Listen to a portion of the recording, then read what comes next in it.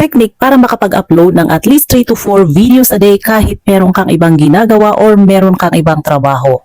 Alam nyo ba dati, hindi ako naglalalabas. Ayaw kong pumunta sa labas or lumabas, mamasyal, or mag-attend ng okasyon kasi feeling ko madidisturbo yung pag-affiliate ko. Parang hindi na productive yung isang araw ko kung sakali man nalalabas pa ako.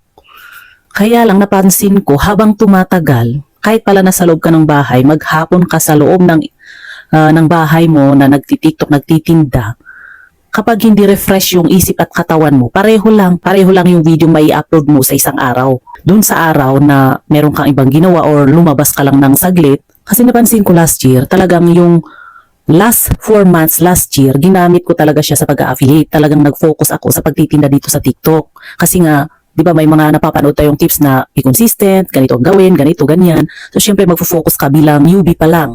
So, the whole 4 months talagang nag-focus ako sa pagti-TikTok affiliate.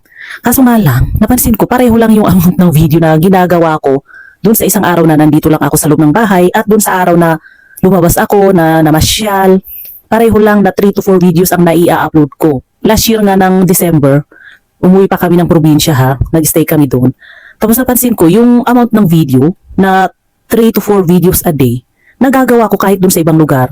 And then nung mga nitong nakarang araw, last week, namasyal kami. Namasyal kami sa bundok, nag-hiking, nag-horse riding, pero nakagawa pa rin ako ng video na 3 to 4 videos dun sa isang araw. Syempre hinabol ko yung oras kasi meron naman tayong 24 hours, di ba?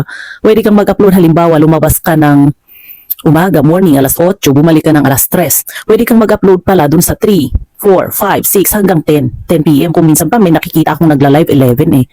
So naisip ko, kahit pa yung mga nagtatrabaho o kaya mga nag-aaral, mga estudyante, pwede pala silang makapag-upload ng ganong karaming video sa isang araw. Tagal na ako pero ngayon ko lang siya parang na-realize at na-discover na yun pala yung magandang technique para makapag-upload ka ng at least 3 to 4 to 5 videos a day. Actually, inumpisan ko na ngayon na dagdagan ng 2 para maging 4 to 6 videos a day.